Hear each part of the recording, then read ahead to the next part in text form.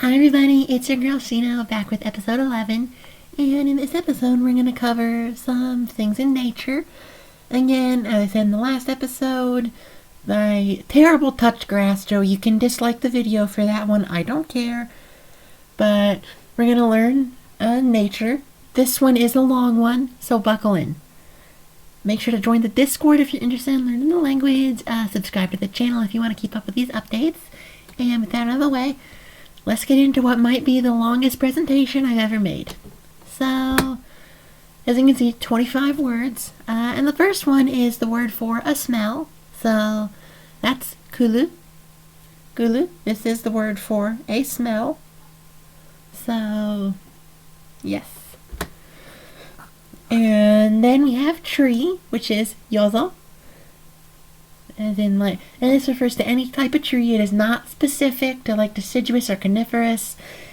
If it is a tree, yozo. Very simple. Flower, elsham. We touched on this word a little bit in a previous episode for the diminutive suffix, but I'm going to teach it to you now for real. Flower is elsham. So, that's cool. Leaf, hello. It might sound weird, but leaf is hello.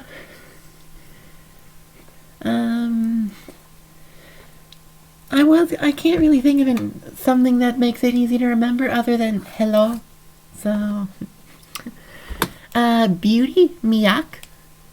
So, and you can stick si or shu onto this to make it the adjective. So miyak si, beauty, beautiful.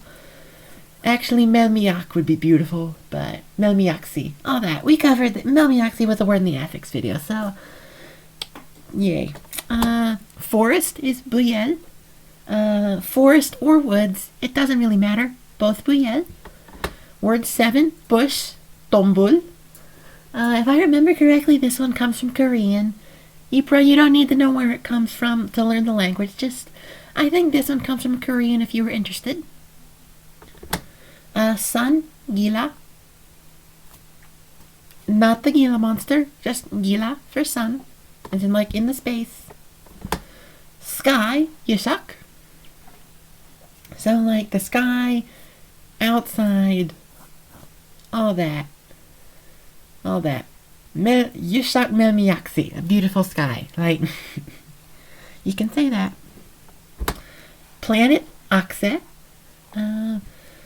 We'll touch more on what you can do with this word at the end of the presentation. So, stick around. Space, as we covered this when I talked about gila. Style. Space, style. Yay. So, the sun is in space. Gila in style. I completely forgot the word for in. I probably should have made a note of that before I started recording. But sure, you can go back and look and do it just fine. Plant is ubeli. Plant without the E. Not planet again. Plant. Ubeli. Can you tell I'm trying to make these slides longer than just saying, this is the word, this is how you say it, let's move on? Am I doing a good job? And put your answer in the comments. Garden is alikut. Alikut.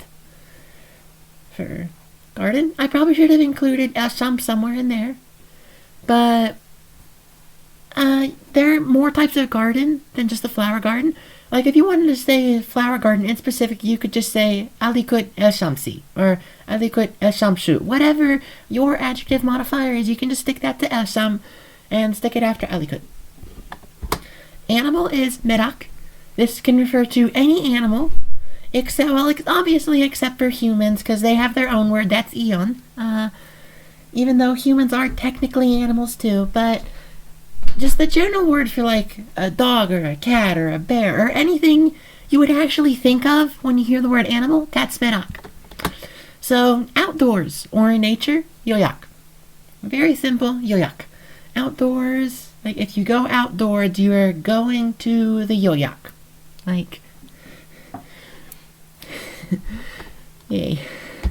Bird, sminya.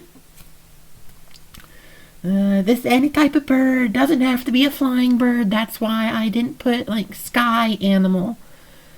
I'm already forgetting the words and I just covered them like 30 seconds ago. That's not a good sign.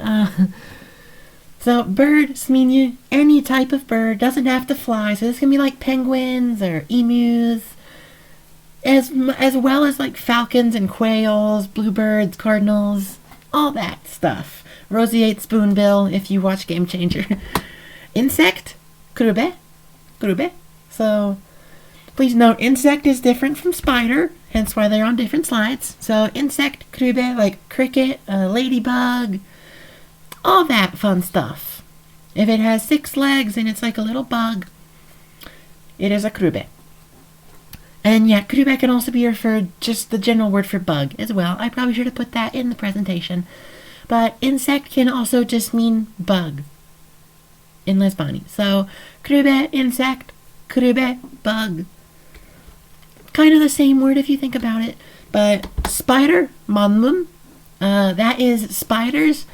In particular, spiders, manmum, they are different from insects, which is why they do not get krube. Sorry, I forgot the word again. Who could have thought? Not me, because I didn't think of it. River, if you know Czech, you might know this word, Czeka. River, Czeka, comes directly from the Czech word, and I am probably going to butcher this R, Czeka. Yay. Lake is murak. So that's a thing. Murak. Lake. Ocean, yobu. Yeah. Ocean is yobu. Stream is tari. You can remember this if you've ever seen SMG4. Tari is the like the blue character, like the blue girl, and stream is water that is blue. So is an ocean and a lake, but whatever. You can remember it, tari, like that. Star, as in like the in space kind, not the shape. That's hiben. Hiben is star, like the celestial type. Moon, sebra. You can remember this because it sounds very similar to the English word zebra or zebra if you're from a part of the world that says it like that. And you can remember it because the moon has a light and a dark side, and a zebra or zebra has both a light and a dark half. So you can remember it like that. Mountain, shulura. Shulura is mountain. So 25 words.